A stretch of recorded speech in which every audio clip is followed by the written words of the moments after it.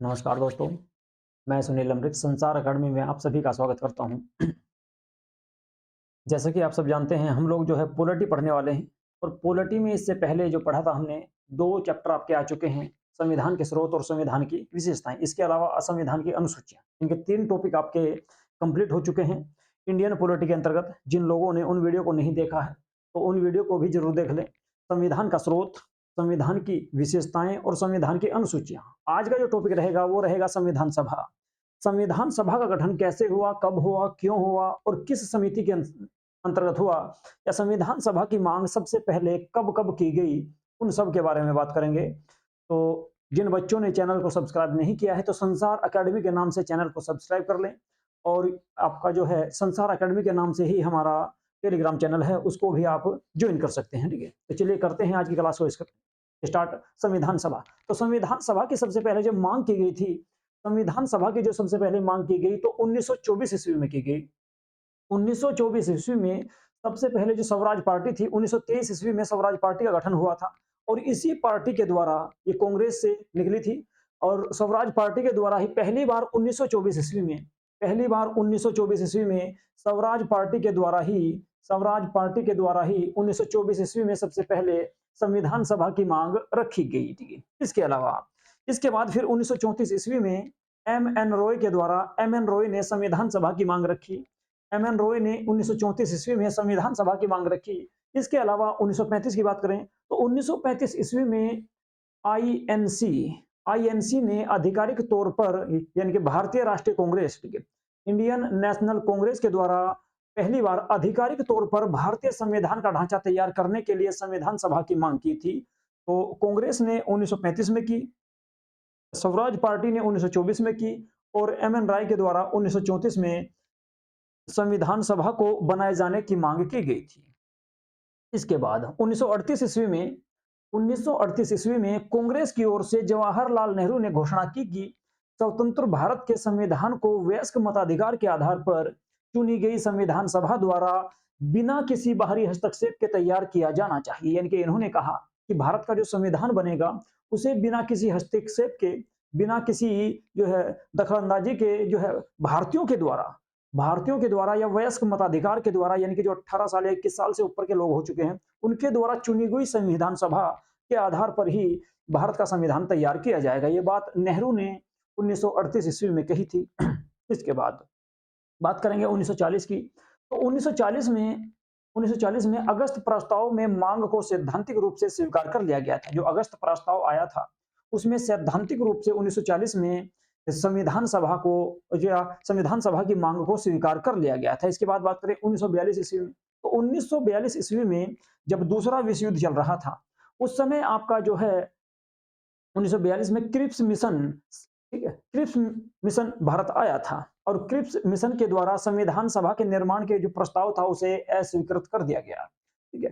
Cripps mission ने संविधान सभा के मांग को अस्वीकार कर दिया था, या इसके प्रस्ताव को अस्वीकृत कर दिया गया था। इसके बाद जुलाई 1946 की बात है। जुलाई 1946 में दूसरे विश्व युद्ध के बाद, ठीक है, कैबिनेट मिशन योजना या कैबिनेट मिशन प्लान भारत में आया और उसके सभी पक्षों ने संविधान सभा को स्वीकार किया था। तो संविधान सभा का जो गठन किया गया वो 1946 में जब कैबिनेट मिशन आया था, कैबिनेट मिशन योजना जो आई, उसके माध्यम से संविधान सभा के गठन की मंजूरी दी गई थी। इसमें कौन-कौन लोग थे? इसमें लॉर्ड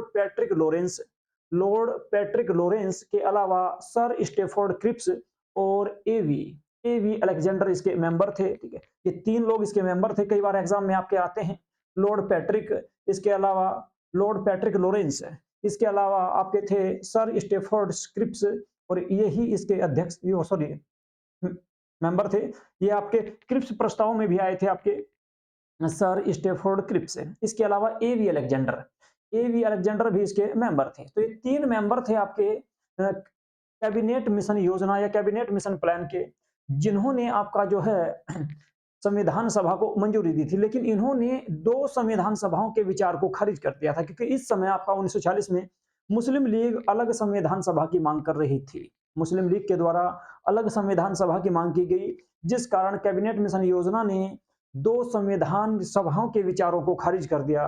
2 संविधान सभाओं के विचारों को खारिज कर दिया गया था। ठीक है जी। अब बात करेंगे संविधान सभा की संरचना।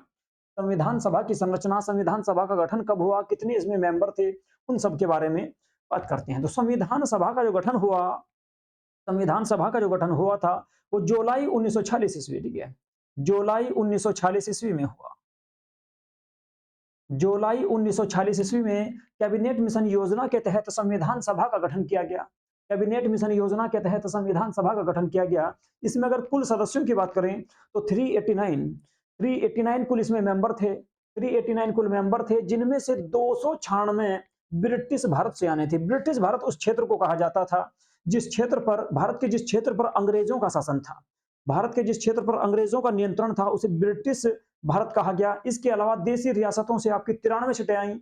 देशी रियासत उनको कहा गया जहां पर अंग्रेजों के अधीन ही भारत के राजा या महाराजाओं के द्वारा शासन किया जा रहा था, वहां से 93 सीटें आई। इसके अलावा 4 मुख्य आयुक्त प्रांतों से भी सीटें आई थी। 4 मुख्य आयुक्त प्रांत ऐसे थे जैसे वर्तमान में केंद्र शासित प्रदेश है, जैसे वर्तमान में केंद्र शासित प्रदेश हैं, उस समय उनको कहा जाता था मुख्य आयुक्त, जहां पर वायसराय का सीधे नियंत्रण था। अब ये 4 क्षेत्र थे आपके जो आए थे आपके दिल्ली, एक दिल्ली था जहां से एक मुख्य आयुक्त के क्षेत्र से आया था दिल्ली। इसके अलावा एक सीट आई थी आपकी अजमेर व मोरवाड़ा से। इसके अलावा एक सीट आई थी आपकी कुर्ग जो कर्नाटक में पड़ता है, और एक सीट आई थी आपकी बलूचिस्तान से जो वर्तमान पाकिस्तान में है। तो 4 सीटें यहां से आई। इसके अलावा 296 जो ब्रिटिश प्रांत से जो क्षेत्र आए थे, ठीक है, जो सीटें आई थी 296, इनमें से 208 कांग्रेस ने जीती। इसके अलावा 73 आपकी जो है मुस्लिम लीग के द्वारा जीती गई थी, और 11 सीटें अन्य के द्वारा जीती गई थी, जिसमें आपके हिंदू महासभा, सिख अकाली दल वगैरह थी, ठीक है, ये दल थे आपके। तो 11 सीटें अन्य थी, 208 कांग्रेस ने जीती, और 73 सीटें जो है मुस्लिम लीग के द्वारा जीती गई थी, जबकि 93 सीटें जो है देशी रियासत से आई थी। इसके बाद बात करेंगे संगठन की, ठीक है। इसके बाद संगठन को देखते हैं। तो भारतीय समाज के सभी वर्गों के प्रतिनिधित्व, हिंदू, मुस्लिम, सिख, पारसी, एंग्लो इंडियन, भारतीय ईसाई, ठीक है, अनुसूचित जाति, अनुसूचित जनजाति, और इन सभी वर्गों की महिलाएं भी इसमें शामिल थी। यानी कि संविधान सभा में कुल मिलाकर हिंदू भी थे, मुस्लिम भी थे, पारसी भी थे, एंग्लो इंडियन भी थे। एंग्लो इंडियन उनको कहा जाता है कि जिन लोगों ने भारत की नागरिकता प्राप्त कर ली थी, ठीक है। इसके अलावा भारतीय ईसाई भी इसमें शामिल थे। भारतीय ईसाइयों के अलावा अनुसूचित जाति यानी कि एससी, अनुसूचित जनजाति यानी कि एसटी, और सभी वर्गों की महिलाओं को भी इसमें शामिल किया गया था। उनकी संबंधित जनसंख्या के अनुपात के अनुसार ही इन लोगों को सीटें दी गई थी। तो कम से कम एक सीट तो सबकी होनी थी, एक सीट सभी वर्गों से होनी थी। उसके बाद जैसी जिन लोगों की जनसंख्या थी, उनकी जनसंख्या के आधार पर इनको जो है सीटों का आवंटन किया गया। इसके अलावा संविधान सभा में जो एक सीट थी वो लगभग 10 लाख की जनसंख्या पर, एक सीट जो है वो 10 लाख की आबादी पर एक सीट निर्धारित की गई थी। ठीक है जी, चलिए इसके बाद आगे चलते हैं। सीटों का जो आवंटन था, सीटों का जो आवंटन था, 3 प्रमुख रूप से, प्रमुख 3 समुदायों में विभाजित किया गया। एक था आपका मुस्लिम, एक था सिख, और दूसरा था सामान्य। सामान्य में आपके सभी वर्ग आ गए छोड़कर, मुस्लिम थे, सिख थे, और इसके अलावा सामान्य। मुस्लिम और सिखों को छोड़कर सभी जो है सामान्य में शामिल थे, उनकी आबादी के अनुपात के हिसाब से। इसके अलावा मतदान पद्धति, तो मतदान पद्धति कैसे अपनाई गई संविधान सभा में? संविधान सभा में आपका 1937 में प्रांतीय चुनाव हुआ था। इसके बाद 1946 में भी प्रांतीय चुनाव हुआ था। तो 1946 में जो प्रांतीय चुनाव हुआ था, उन लोगों के जो आपके विधानसभा या विधान परिषद के जो मेंबर थे, उन लोगों के द्वारा ही संविधान सभा के मेंबरों को चुना गया। तो प्रांतीय प्रतिनिधित्व की दशा में एकल संक्रमणीय मत द्वारा आनुपातिक प्रतिनिधित्व इनके लिए अपनाया गया था। ठीक है, तो मतदान पद्धति के माध्यम से ही इन लोगों को चुना गया था। अब बात करें सदस्यों की, तो आंशिक रूप से निर्वाचित यानी कि ब्रिटिश प्रांतों में और आंशिक रूप से मनोनीत रियासतों में, यानी कि जो ब्रिटिश प्रांत था, 292 जो सीटें आनी थी उन पर चुनाव हुआ। ठीक है, उन पर चुनाव हुआ था, जबकि 93 सीटें जो देशी रियासत से थी वहां पर चुनाव नहीं हुआ। वहां पर राजा महाराजाओं ने अपनी ओर से ही मेंबर भेजे थे। इसके अलावा अप्रत्यक्ष रूप से प्रांतीय विधानसभाओं के सदस्यों के द्वारा चुने गए, यानी कि जो 292 जो मेंबर आने थे ब्रिटिश प्रांत से, वे अप्रत्यक्ष रूप से, यानी कि जनता ने नहीं चुने, जनता के द्वारा चुने गए जो प्रतिनिधि थे उनके द्वारा इन लोगों को चुना गया था। अब बात करें टिप्पणी की, ठीक है, तो महात्मा गांधी उस समय के एक ऐसे नेता थे जो संविधान सभा का हिस्सा नहीं बने, यानी कि जो संविधान सभा के मेंबर नहीं थे। इसके अलावा मोहम्मद अली जिन्ना भी संविधान सभा के मेंबर नहीं रहे थे। मोहम्मद अली जिन्ना भी संविधान सभा के मेंबर नहीं थे, उन्होंने भी संविधान सभा का मेंबर बनने से इनकार कर दिया था। ठीक है, चलिए जी, अगला जो पॉइंट रहेगा आपका, इसके बाद रियासतों को आवंटित जो 93 सीटें दी गई थी, वे भरी नहीं गई। लेकिन बाद में जो ना शुरू में इन लोगों ने दूर रहने का फैसला किया, लेकिन बाद में जब संविधान सभा का गठन हो चुका, ठीक है, तो धीरे-धीरे ये लोग भी आपके जो है संविधान सभा में शामिल हो गए। इसके बाद माउंटबेटन योजना, माउंटबेटन विभाजन योजना। माउंटबेटन विभाजन योजना जो थी, वो 3 जून 1947 को स्वीकृति के बाद भारतीय गणराज्य से मुस्लिम लीग के सदस्यों ने भी विधानसभा में प्रवेश कर लिया। यानी कि विधानसभा के मेंबर भी आपके मुस्लिम लीग के मेंबरों ने भी शुरू में संविधान सभा में आने से इनकार किया था, लेकिन बाद में धीरे-धीरे ये लोग भी आपके जो है संविधान सभा में आने लगे। अब संविधान सभा के कामकाज की बात करते हैं, तो संविधान सभा का जो कामकाज रहा, उसमें आपके प्रमुख रूप से 11 या 12 बैठकें आती हैं। कुछ बुकों में 11 बैठक दी गई है, कुछ में 12 बैठक दी गई है, ठीक है? जिनमें से आपकी 4 बैठकें हैं, 4 या 5 बैठकें ही सबसे प्रमुख हैं, ठीक है? तो सबसे पहली बैठक की बात करते हैं। संविधान सभा की जो सबसे पहली बैठक हुई थी, वो 9 दिसंबर 1946 ईस्वी को हुई। संविधान सभा की जो सबसे पहली बैठक हुई, वो 9 दिसंबर 1946 ईस्वी को हुई। और इसमें क्या हुआ, इसमें संविधान सभा के, ठीक है, संविधान सभा के कुल 211 सदस्यों ने भाग लिया। पहली जो बैठक थी संविधान सभा की, उसमें जो 9 दिसंबर 1946 ईस्वी को हुई, इसमें संविधान सभा के केवल 211 सदस्यों ने भाग लिया और मुस्लिम लीग के मेंबरों ने इसमें भाग नहीं लिया था। इसके अलावा कुछ देशी रियासत के सदस्य भी इस बैठक में नहीं आए थे। ठीक है, अब आपसे एग्जाम में पूछेगा कि संविधान सभा में कुल महिला कितनी थी? तो संविधान सभा में अगर कुल महिलाओं की बात करें, कुल महिलाओं की अगर बात करें तो कुल महिला 15 थी और उनमें से पहली बैठक में केवल 9 महिलाओं ने ही भाग लिया था। संविधान सभा में कुल महिलाओं की बात करें तो 15 थी, जिनमें से केवल 9 महिलाओं ने ही पहली बैठक में भाग लिया था। अब बात करें कि पहली बैठक में हुआ क्या था, तो पहली बैठक में संविधान सभा के सबसे बुजुर्ग या सबसे वरिष्ठ जो मेंबर थे, जिनका नाम था डॉक्टर सच्चिदानंद सिन्हा। डॉक्टर सच्चिदानंद सिन्हा को संविधान सभा का अस्थायी अध्यक्ष चुना गया। डॉक्टर सच्चिदानंद सिन्हा को संविधान सभा का अस्थायी अध्यक्ष बनाया गया था पहली बैठक में। ठीक है, डॉक्टर सच्चिदानंद सिन्हा को संविधान सभा का अस्थायी अध्यक्ष चुना गया पहली बैठक में। केवल ये काम हुआ था। इसके बाद बात करते हैं दूसरी बैठक की। तो दूसरी बैठक जो है इसके 2 दिन बाद हुई। ये पहली 9 में हुई तो दूसरी हुई थी 11 दिसंबर 1946 ईस्वी को, ठीक है। दूसरी जो बैठक हुई वो 11 दिसंबर 1946 ईस्वी 11 दिसंबर 1946 ईस्वी को हुई और इस बैठक में 11 दिसंबर 1946 ईस्वी को दूसरी बैठक हुई। इस बैठक में संविधान सभा के स्थायी अध्यक्ष और उपाध्यक्ष चुने गए और अस्थायी अध्यक्ष जो बने थे वे बने आपके डॉक्टर राजेंद्र प्रसाद। डॉक्टर राजेंद्र प्रसाद को संविधान सभा का स्थायी अध्यक्ष बनाया गया। इसके अलावा 2 उपाध्यक्ष इसमें चुने गए थे। एक का नाम था एच.सी. मुखर्जी, पूरा नाम था इनका हरीश चंद्र मुखर्जी, हरीश चंद्र मुखर्जी। इसके अलावा दूसरे थे वी.टी. कृष्णमाचारी। ये 2 मेंबर जो हैं उपाध्यक्ष बने गए, उपाध्यक्ष बनाए गए। इसके अलावा डॉक्टर राजेंद्र प्रसाद को अध्यक्ष बनाया गया, ठीक है।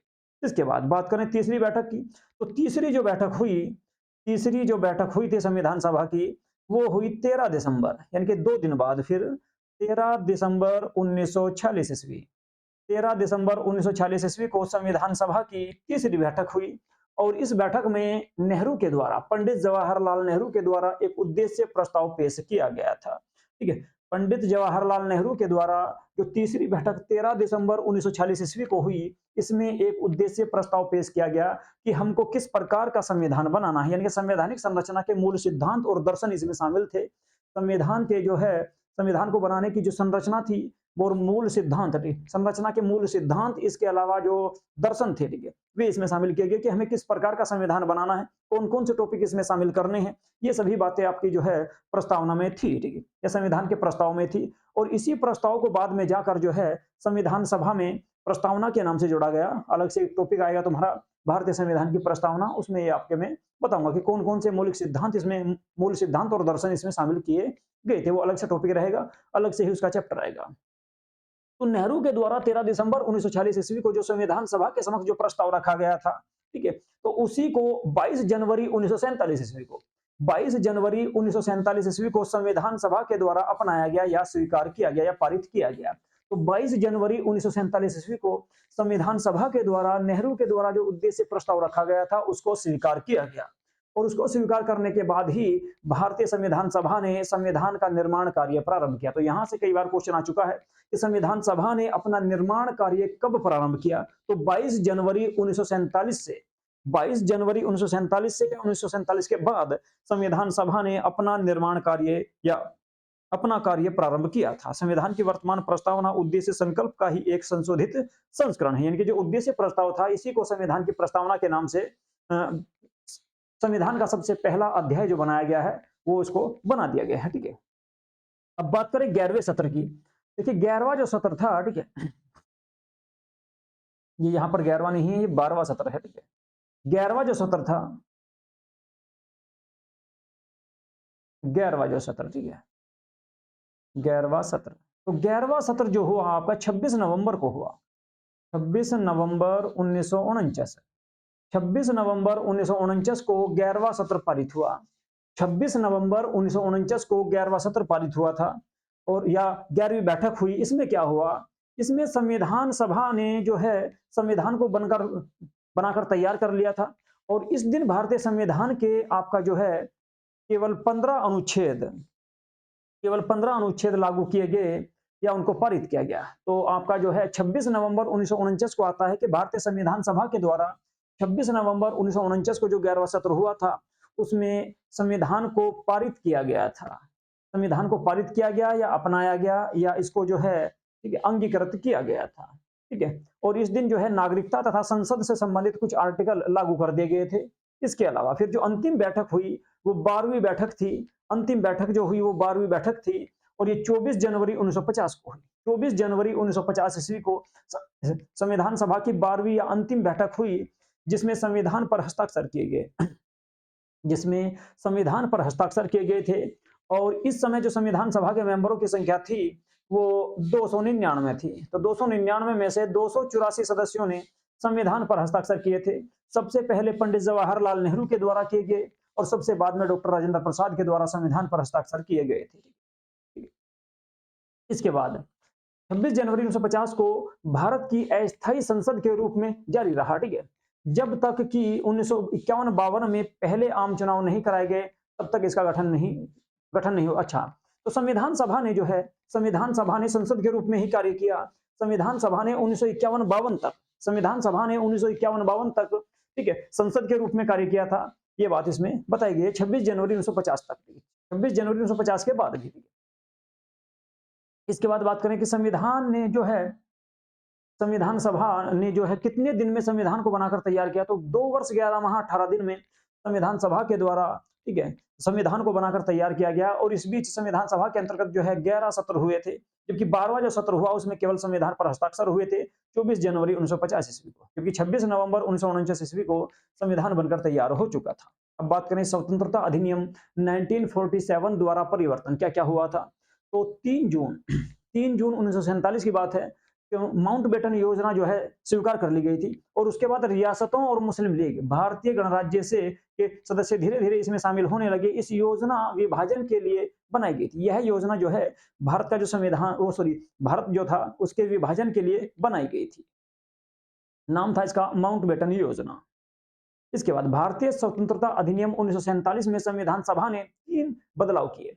3 बदलाव क्या क्या किए थे, तो संविधान सभा को पूरी तरह से संप्रभु निकाय बना दिया गया।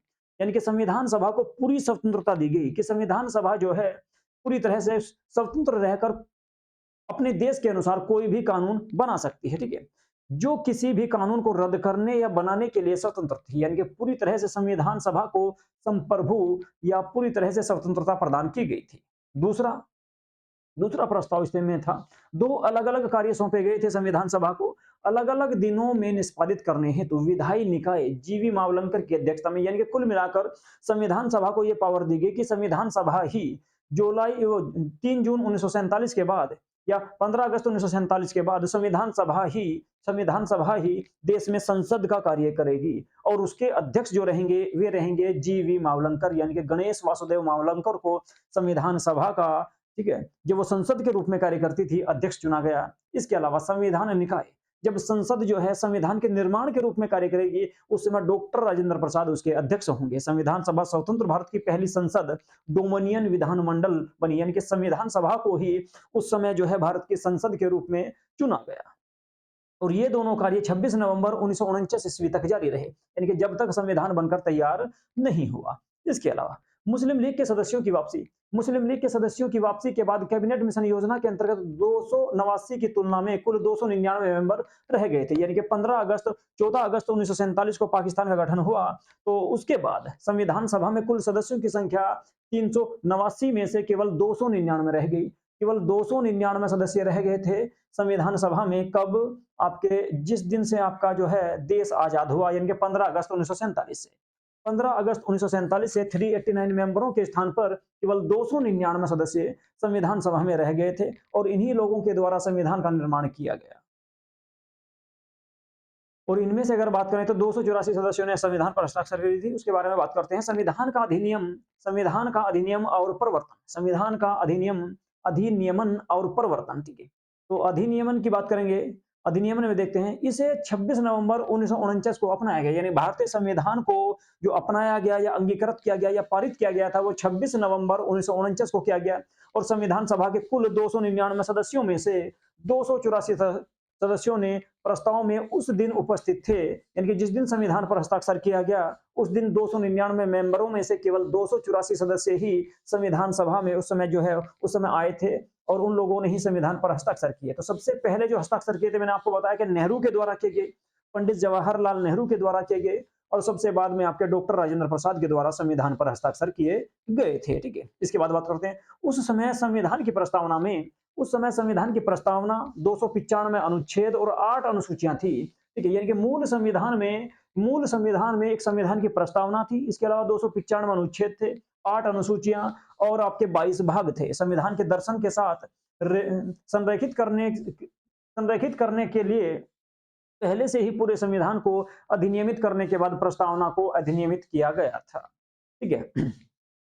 अब बात करें प्रवर्तन की, यानी कि 26 नवंबर 1949 ईस्वी को कौन-कौन सी चीजें लागू की गई, कौन-कौन से आर्टिकल लागू किए गए थे, उन सब के बारे में बात करेंगे। तो भारतीय संविधान के कुछ प्रावधान, जैसे कि नागरिकता, चुनाव, अंतिम संसद यानी कि संसद से संबंधित कुछ आर्टिकल, इसके अलावा अस्थायी और संक्रमणीयकालीन प्रावधान आपके 26 नवंबर 1949 को ही पारित या लागू कर दिए गए थे। तो कौन-कौन से आर्टिकल थे? आर्टिकल 5 है, 6 है, 7 है, 8 है, 9 है।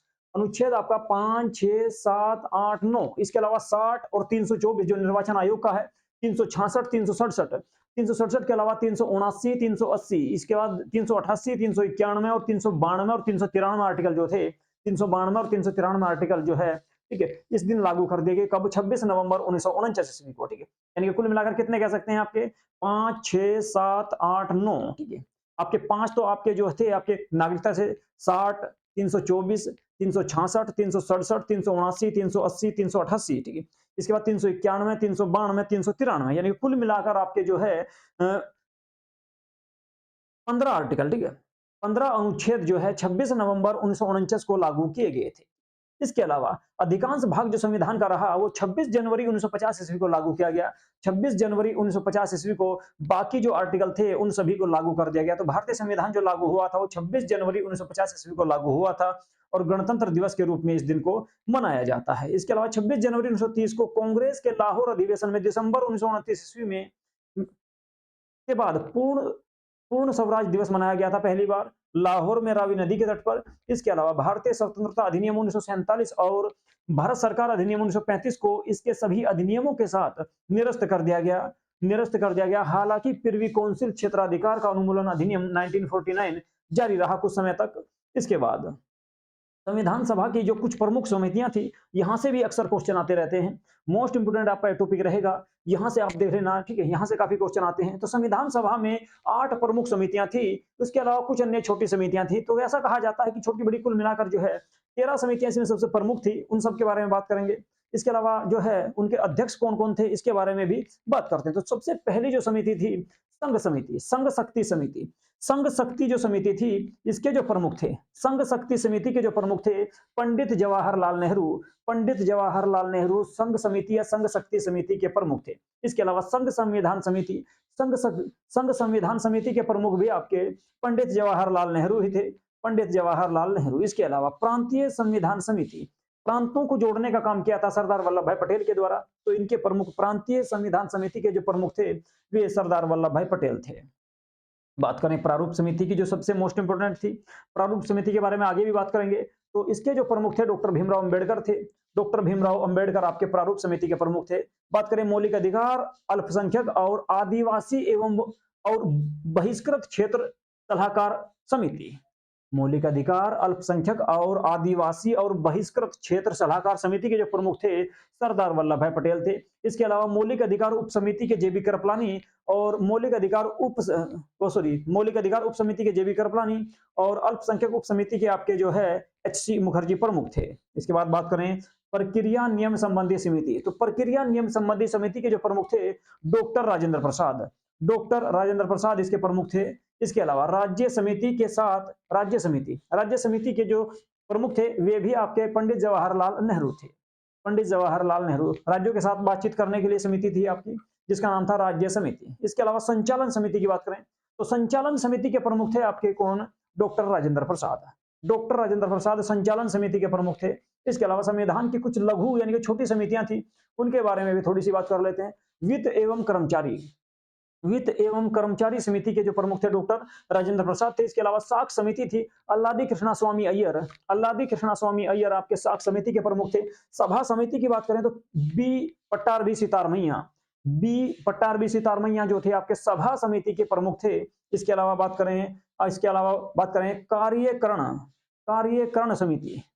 समिति के डॉक्टर के एम मुंशी इसके प्रमुख थे। अब बात करें राष्ट्रीय ध्वज यानी कि झंडा समिति, राष्ट्रीय ध्वज पर तदर्थ समिति या झंडा समिति इसको कहा जाता है। इसके प्रमुख जो थे आपके शुरुआत में आपके जेबी कृपलानी थे, उसके बाद उन्होंने कुछ कारणों के कारण पद छोड़ दिया, फिर बाद में आपके डॉक्टर राजेंद्र प्रसाद इसके प्रमुख बने। झंडा समिति के जो प्रमुख थे वे डॉक्टर राजेंद्र प्रसाद थे। ठीक है। संविधान सभा के कार्यकरण पर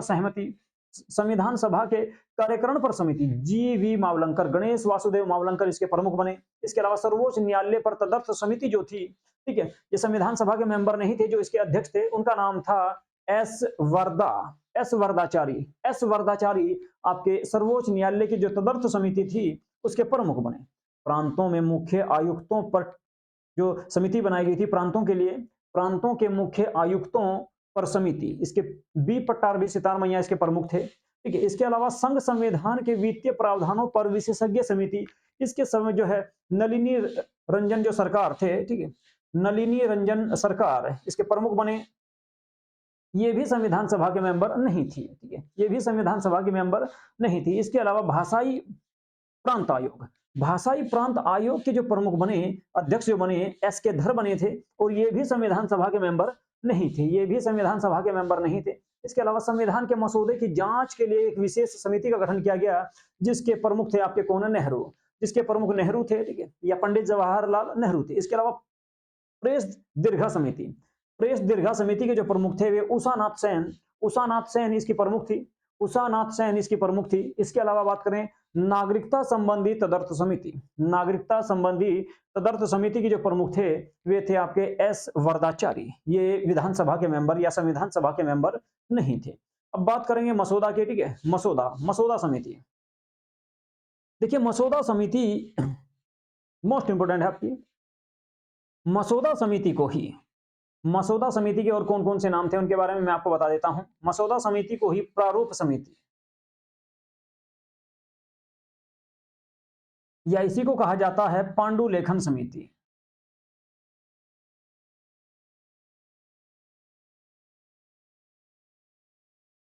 या इसी को कहते हैं ड्राफ्टिंग समिति।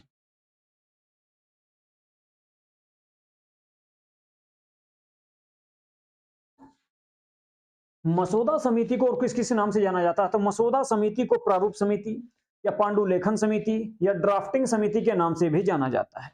और इन समिति जो है इस जो ये आपकी जो समिति थी प्रारूप समिति या पांडुलेखन समिति या मसौदा समिति, इसका जो प्रमुख था, इसके जो अध्यक्ष थे वे डॉक्टर भीमराव अंबेडकर थे। इसमें कुल सदस्यों की संख्या 7 थी। इसका जो गठन किया गया वो 29 अगस्त 1947 ईस्वी को किया गया था। 29 अगस्त 1947 ईस्वी को इसका गठन किया गया और इसमें कुल 7 मेंबर थे। वे 7 मेंबर कौन कौन से थे तो उनके बारे में बात करेंगे। सबसे पहले जो मेंबर इसके जो प्रमुख थे वे थे doctor Bhimrao Ambedkar. Doctor B R. Ambedkar संविधान सभा की जो प्रारूप समिति थी उसके प्रमुख थे या उसके अध्यक्ष थे। इनके अलावा दूसरा नाम आता है इसमें आपका, अंबेडकर के अलावा दूसरा नाम था एन. गोपाल स्वामी अयंगर। एन गोपाल स्वामी अयंगर इसके दूसरे मेंबर थे। तीसरे मेंबर की बात करें तो अल्लादी कृष्णा स्वामी अय्यर तीसरे मेंबर थे। चौथे मेंबर की बात करें डॉक्टर के एम मुंशी, डॉक्टर के एम मुंशी इसके चौथे सदस्य थे। पांचवें अगर मेंबर की बात करें तो मोहम्मद वो सैयद मोहम्मद सादुल्ला, सैयद मोहम्मद सादुल्ला इसके मेंबर थे पांचवें। छठे मेंबर की अगर बात करें, छठा और सातवां मेंबर जो है मोस्ट इंपोर्टेंट है, यहां से अक्सर क्वेश्चन आते रहते हैं क्योंकि ये बाद में बदल गए थे। एन माधव राव, एन माधव राव इसके छठे मेंबर थे, लेकिन इनका जो है इन्होंने जो है अस्वस्थ होने के कारण अपने पद से त्यागपत्र दे दिया, जिनकी जगह बीएल मित्तल, बीएल मित्तल या बीएल मित्रा इनको कहा जाता है। बीएल मित्तर, बीएल मित्तल या बीएल मित्रा इनकी जगह आए थे, किनकी? एन माधव राव की जगह। इसके बाद सातवें जो मेंबर थे वे टीटी कृष्णमाचारी थे। टीटी कृष्णमाचारी का 1948 ईस्वी में देहांत हो गया। इनकी जगह डीपी खेतान, डीपी खेतान को चुना गया, इनकी जगह डीपी खेतान को चुना गया था। ठीक है, तो ये दो आप देख सकते हैं। एक इसके प्रमुख थे जिनका नाम था डॉक्टर भीमराव अंबेडकर, कुल मेंबर 7 थे। ठीक है, 29 अगस्त 1947 को इसका गठन किया गया। इसके अलावा डीपी खेतान आपके टीटी कृष्णमाचारी की जगह आए और बीएल मित्रा जो है एन माधव राव की जगह आए थे। प्रारूप समिति ने विभिन्न समितियों के प्रस्ताव पर विचार करने के बाद भारतीय संविधान का प्रारूप तैयार किया और फरवरी 1948 ईस्वी में इसको प्रकाशित किया था। फरवरी 1948 ईस्वी में संविधान का जो प्रारूप है पहली बार जो है लोगों के सामने प्रस्तुत किया गया या संविधान सभा के समक्ष जो है इसको प्रकाशित किया गया था। मसौदे पर चर्चा करने और संशोधन प्रस्तावित करने के लिए भारत के लोगों को 8 महीने का समय दिया गया था, यानी कि 8 महीने तक जो है लोगों को इस पर विचार करना था। इसके बाद प्रारूप समिति ने दूसरा मसौदा तैयार किया और दूसरा मसौदा तैयार करने के बाद अक्टूबर 1948 ईस्वी में इसको प्रकाशित किया। दूसरा जो मसौदा जो है आपका दूसरी बार जो तैयार किया या लोगों के सामने जो प्रकाशित किया गया था वो अक्टूबर 1948 में किया गया। पहला फरवरी 1948 में किया, 8 महीने का टाइम दिया। 8 महीने के बाद दूसरी बार इसको जो है लोगों के सामने प्रकाशित किया गया था। मसौदा समिति ने अपना मसौदा तैयार करने में 6 महीने से भी कम समय लिया था, यानी कि 6 महीने से भी कम समय में इन लोगों ने जो है मसौदा तैयार कर दिया था। कुल मिलाकर मसौदा समिति की बैठक 141 दिनों में हुई। ठीक, एक मिनट, इसमें यहाँ पर करेक्शन आएगा तुम्हारा। ये 141 बैठक हुई थी आपकी जो 114 दिन में, 114 दिन में संविधान सभा की सॉरी जो प्रारूप समिति जो थी, प्रारूप समिति की 114 दिन में 141 बैठक हुई। 114 दिन में 141 बैठक हुई और 141 बैठकों में इन्होंने जो है आपका जो मसौदा था, संविधान का जो प्रारूप था, उसको आपका जो है तैयार कर दिया था। अब बात करते हैं संविधान सभा द्वारा किए जाने वाले कार्य। तो संविधान सभा के द्वारा कौन-कौन से कार्य किए गए हैं, मोस्ट इंपोर्टेंट टॉपिक रहेगा ये भी आपका। यहां से भी अक्सर क्वेश्चन आता रहता है। संविधान का निर्माण करना, सबसे पहला जो काम था संविधान सभा का वो था संविधान का निर्माण करना। इसके अलावा संविधान जो है सामान्य कानून बनाना भी इन्हीं का काम था, क्योंकि उस टाइम पे देश में संसद नहीं थी, तो संसद का कार्य भी संविधान सभा के द्वारा ही किया जाता था। जब संविधान सभा संविधान निर्माण का कार्य करती थी उस समय डॉक्टर राजेंद्र प्रसाद अध्यक्ष हुआ करते थे, जो आपके लगभग जो है ना फर्स्ट शिफ्ट में काम करती थी, यानी कि आधे दिन में। और 12 बजे या 2 बजे के बाद जो काम किया जाता था वो संसद के रूप में काम किया जाता था। संसद के लिए वो संविधान सभा के द्वारा संसद के रूप में कार्य किया जाता था और इस समय संसद जो है कानून बनाने का या देश को चलाने का कार्य करती थी। तो पहला काम तो ये था आपका संविधान सभा का। इसके बाद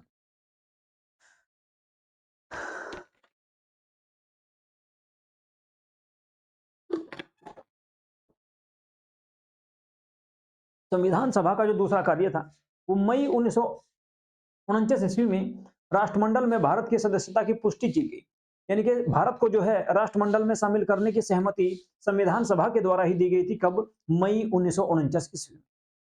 इसके बाद तीसरे कार्य की बात करें तो 22 जुलाई 1947 ईस्वी को राष्ट्रीय ध्वज को अपनाया गया, यानी कि भारतीय तिरंगे झंडे को अपनाया गया था। कब?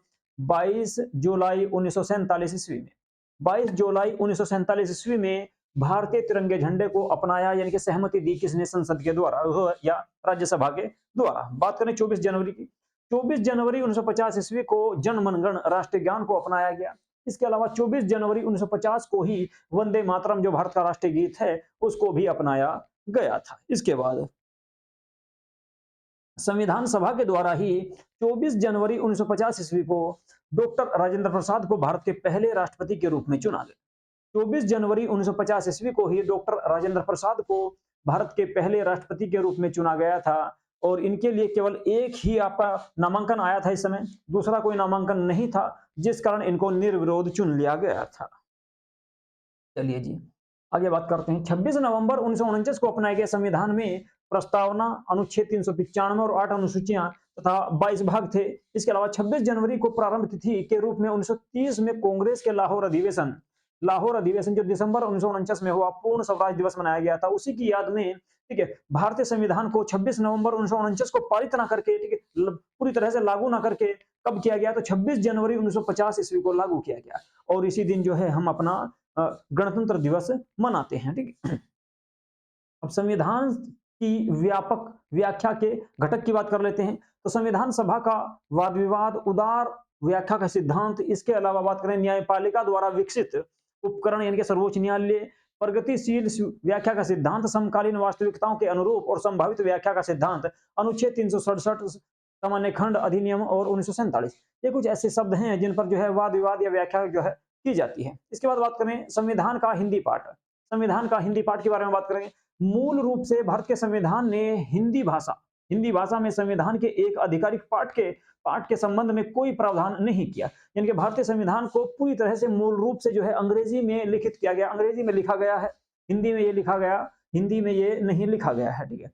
तो 58वें संविधान संशोधन जो आपका 1987 ईस्वी में हुआ था, इस संबंध में प्रावधान किया गया कि इस संशोधन के द्वारा संविधान के भाग आपका कौन सा 22 है, संविधान का अंतिम भाग रहेगा कि कौन सा 22 है, में एक नया अनुच्छेद 394 के जोड़ा गया।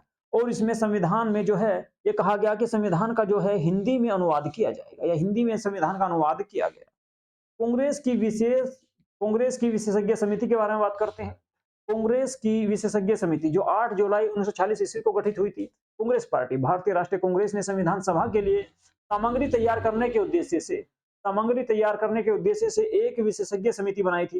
यानी कि भारतीय संविधान के संबंध में सामग्री तैयार करने के लिए या सामग्री लेने के लिए या बहुत सारे देशों के संविधानों को पढ़ने के लिए एक समिति गठन की थी, जिसका नाम था कांग्रेस की विशेषज्ञ समिति। इसमें जो मेंबरों की बात करें तो अध्यक्ष थे इसके पंडित जवाहरलाल नेहरू, इसके अलावा एम आसफ अली इसके मेंबर थे, के एम मुंशी के अलावा एन गोपाल स्वामी अयंगर, के टी शाह के अलावा डी आर गुडगिल इसके मेंबर थे, और हुमायूं कबीर के अलावा के संथानम कुछ इसके मेंबर थे। तो एक नेहरू थे जो इसके प्रमुख थे, इसके अलावा एम आसफ अली थे, के एम मुंशी थे, एन गोपाल स्वामी अयंगर थे, के टी शाह थे, डी आर गुडगिल थे, इसके बाद हुमायूं कबीर थे, और के संथानम, यानी कि कुल मिलाकर 7 मेंबर विशेषज्ञ समिति में शामिल थे, ठीक है। अब बात करते हैं भारतीय संविधान और संविधान सभा के बारे में। महत्वपूर्ण तथ्य हैं कुछ आपके, उनके बारे में बात कर लेते हैं। हाथी को संविधान सभा के प्रतीक के रूप में अपनाया गया। हाथी को जो है संविधान सभा के प्रतीक के रूप में, तो संविधान सभा का जो प्रतीक क्या था वो था हाथी, एलिफेंट, जिसे वर्तमान में भारत का विरासत पशु भी घोषित किया गया है। इसके बाद सर बी एन राव संविधान सभा के संवैधानिक सलाहकार थे। बी एन राव जो आपके आईसीएस अधिकारी थे, ठीक है, और ये संविधान सभा के मेंबर नहीं थे, लेकिन ये संविधान सभा के जो है सलाहकार, ठीक है, संवैधानिक सलाहकार जो थे बी एन राव थे। और इन्हीं के द्वारा आपका जो संविधान का जो प्रारूप था जिस पर जो है प्रारूप समिति ने विचार किया था, उसको भी इन्हीं के द्वारा तैयार किया गया था। इसके अलावा एच वी आर अयंगर संविधान सभा के सचिव बनाए गए। एच वी आर अयंगर को संविधान सभा के सचिव के रूप में चुना गया। इसके अलावा एस एन मुखर्जी संविधान सभा में संविधान के मुख्य मसौदाकार थे। मुख्य मसौदाकार कौन थे संविधान सभा के अंतर्गत, तो वे थे एस एन मुखर्जी। इसके अलावा प्रेम नारायण बिहारी रायजादा, मोस्ट इंपोर्टेंट है आपका प्रेम नारायण बिहारी रायजादा। इनके द्वारा भारतीय संविधान को अपने हाथों से, तो लेखक जो थे यानी अपने हाथों से जो संविधान को लिखा गया था कलम दमात के माध्यम से, वो प्रेम नारायण बिहारी रायजादा के द्वारा लिखा गया था। प्रेम नारायण बिहारी रायजादा के द्वारा ही संविधान को अपने हाथों से लिखा गया। इसके अलावा नंदलाल बोस और बी आर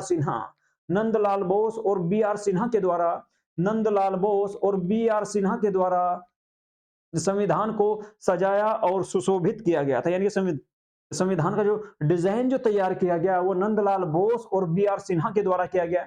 इसके अलावा हिंदी संस्करण जो किसके द्वारा लिखा गया था, संविधान को जो है आपका प्रेम बिहारी नारायण रायजादा के द्वारा अंग्रेजी भाषा में लिखा गया, लेकिन उसका जो हिंदी जो संस्करण लिखा सुलेख जो है वो किसके द्वारा किया गया, तो वसंत कृष्ण